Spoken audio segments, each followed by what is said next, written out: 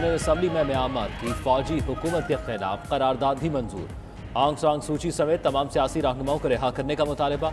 हुकूमत का तख्ता उलटने के 4 माह बाद पेश की गई करारदाद की 119 ममालिक ने हिमायत की।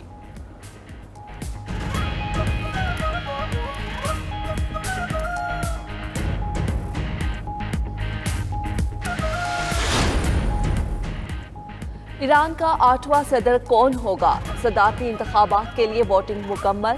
चीफ जस्टिस इब्राहिम रईसी और अब्दुल नासिर हिम्मती के दरमियान सख्त मुकाबला मुतवक्के। वोटों की गिनती का अमल जारी। इंतखाबी नताइज आज दोपहर तक आने का इम्कान।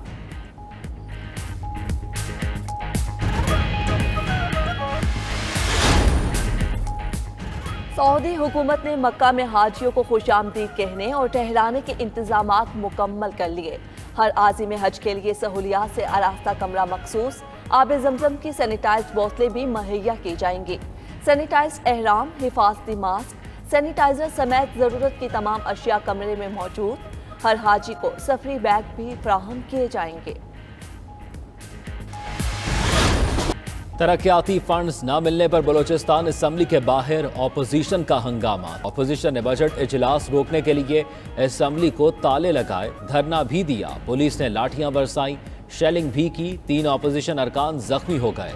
बख्तरबंद गाड़ी के जरिए असम्बली का दरवाजा तोड़कर सिक्योरिटी हसार में वजीर आला और अरकान को ऐवान में पहुंचाया गया। वजीर आला की आमद पर जूते से हमला। ऑपोजिशन अरकान ने बोतल भी फेंकी।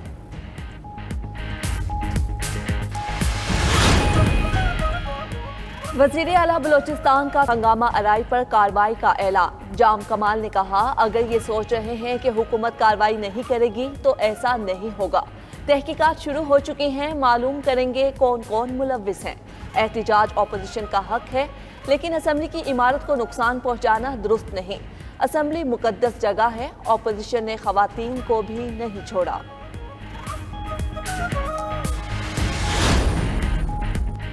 बिलावल भुट्टो ने बलोचिस्तान असम्बली के बाहर को बदकिस्मती करार दे दिया। ट्वीट किया, हमें एक दूसरे की मुखालिफत में तशद्दुद के बजाय बर्दाश्त का मुजाहरा करना चाहिए।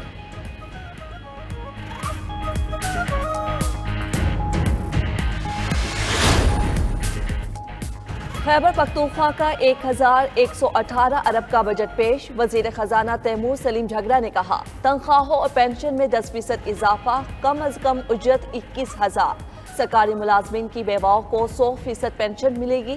रिहायशी और कमर्शियल प्लाट्स की मुंतकली पर टैक्स दुगना हो गया। पेट्रोल पंप और CNG स्टेशन पर सालाना 45,000 टैक्स। होटल्स, गेस्ट हाउसेस और रेस्टोरेंट्स पर 5% टैक्स आए। बजट इजलास में नाखुशगवार वाकयात पर स्पीकर कौमी असम्बली का इजहार अफसोस। ऐवान का माहौल साजगार रखने पर कोई समझौता न करने का आज़म। कवायद और पार्लिमानी रिवायात पर कोई भी समझौता नहीं किया जाएगा। हमेशा हुकूमत और अपोजिशन के साथ मसावी रवैया अपनाया गया। तर्जुमान स्पीकर कौमी असम्बली का कहना है, मुतनाज़ बातें फैलाकर ऐवान की बेतौकीरी ना की जाए।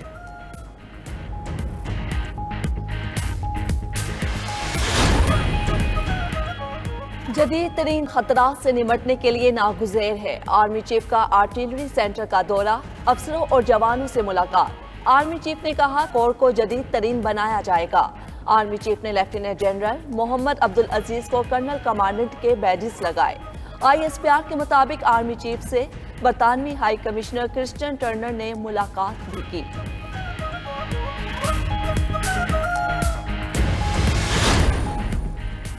अफगानिस्तान से पैदल आने और जाने वालों पर पाबंदी। NCOC का कहना है, अफगानिस्तान की सरहद पर तमाम बॉर्डर टर्मिनल्स गुज़िश्ता रोज से बंद कर दिए गए। पहले से मौजूद शहरियों और इमरजेंसी की सूरत में आने जाने की इजाज़त होगी। मुल्क के मुख्तलिफ शहरों में वैक्सीन की किल्लत। लाहौर के 52 वैक्सीनेशन सेंटर बंद। वज़ीर ख़जाना की ज़ेर सदारत इजलास असद उमर ने बताया, अदायगियों का दबाव है। वज़ीर ख़जाना की ताउन की यकीन दहानी।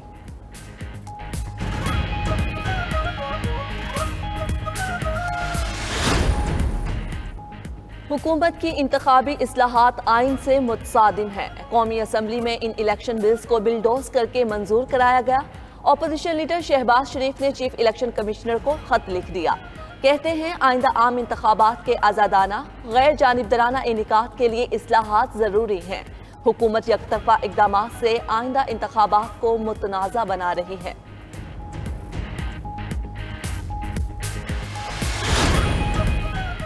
जिन्होंने जाली वोट बनाए वो ईवीएम से खौफजदा हैं। बाबर आवान कहते हैं इलेक्ट्रॉनिक वोटिंग मशीन पर हुकूमत संजीदा है, ऑपोजिशन जमातें संजीदा नहीं।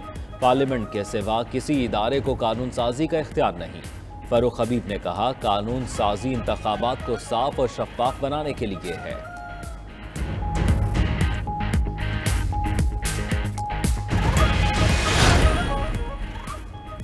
मुत्तहिदा के तजावुजात गिराने के तरीके, इलाकों के चुनाव पर तहफ़्फ़ुज़ात। खालिद मकबूल सदीकी का कहना है इंसाफ नहीं हो रहा, मरदमशुमारी पर डंडी नहीं डंडा मारा गया, दीवार से लगाया नहीं दीवार में चुन दिया। नासिर शाह ने जवाब दिया रस्सी जल गई पर बल नहीं गया। MQM हर मामले में लिसानियत लेकर आती है, कायद से तर्क के ताल्लुक कर दिया तो उनकी सोच से भी अलहदगी इख्तियार करें।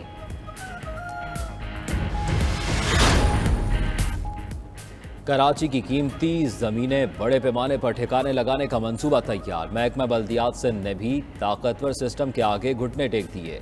MDA में अहम ओहदों पर बदउनवान अफसरों की तैनातियाँ शुरू।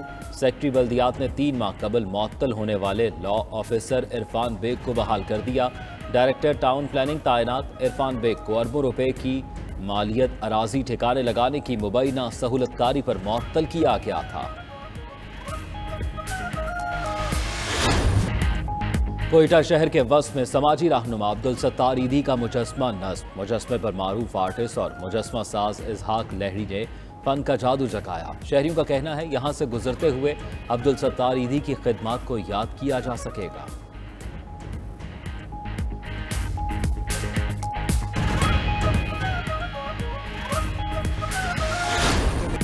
और PSL 6 में लाहौर कलंदर्स को मुसलसल चौथी शिकस्त। मुल्तान सुल्तान्स ने 80 रन से हरा दिया।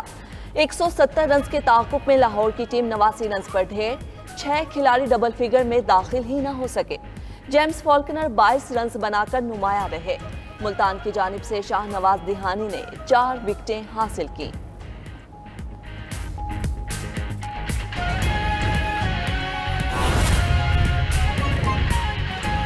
सियालकोट के हल्का PP 38 का ज़िमनी इलेक्शन। PTI उम्मीदवार कैसम बरियार के कागजात नामजदगी मुस्तरद। इलेक्शन कमीशन के मुताबिक कागजात दोहरी शहरियत रखने पर मुस्तरद किए गए हैं। कैसर बरियार को 2 दिन के अंदर अपील दायर करने की मोहलत दी गई है। इसी हवाले से तफसीलात जानेंगे हामिद काहलू से। जी हामिद, कहिएगा इस हवाले से। जी, कैसर बरियार के जो कागजात नामजदगी हैं ये दोहरी शहरियत की बुनियाद पर ये मुस्तरद किए गए हैं। इफ्तिखार नामी जो शख्स है उसने पिटीशन दायर की थी कि इनकी चुके की शहरियत है। तो कैसर इकबाल बरियार का ये कहना है कि मैंने जिस दिन अपने कागजात नामजदगी रिटर्निंग ऑफिसर को जमा कराया उसी दिन मैंने किसी किस्म के हकायक नहीं छुपाए। मैंने बताया था कि मैं 12 साल वहाँ पर मुकीम रहा हूँ, मेरी नेशनैलिटी मांग के, लेकिन आज से ये मैं नेशनैलिटी जो है छोड़ रहा हूँ। इसके अलावा उन्होंने कुछ डॉक्यूमेंट्स रिटर्निंग ऑफिसर ने मांगे थे जो कि उन्होंने पूरी तौर पर वो जो सबूत थे वो मुहैया कर दिए थे जो दोहरी शरीयत छोड़ने के। तो इसके बावजूद उनका कहना है कि ये जो फैसला है ये समझ से बालातर है। तब उन्हें रिटर्निंग ऑफिसर ने ये कहा कि आप ये तमाम जो डॉक्यूमेंट्स आपके पास जो प्रूफ हैं, ऑनलाइन प्रूफ जितने भी इनके तमाम डॉक्यूमेंट्स के साथ आप ट्रिब्यूनल कोर्ट में जाएं और वहां से अपने फेवर में अगर फैसला लेना चाहते हैं तो वहां से फैसला लें। इसी हवाले से कैसर इकबाल बरियार का बयान भी जो है वो सामने आया और उनका ये कहना है कि हर सूरत में मेरे जो 2 या 3 रोज बाद मैं बहाल हो जाऊंगा, मेरे ही जो मुस्तरदशुदा कागजात हैं यही कबूल कर ली जाएंगे। उसके अलावा अगर किसी सूरत में ये फैसला बरकरार रहता है तो जो कवरिंग कैंडिडेट है वो उसका अपना जो भतीजा जो कि वकालत करता है एहसन सलीम बाजवा, उसके एहसन सलीम बरियार जो है उसके वो कागजात नामजदगी जो है वो बहुत शुक्रिया हामिद रजा काहलू, आप हमें अपडेट कर रहे थे।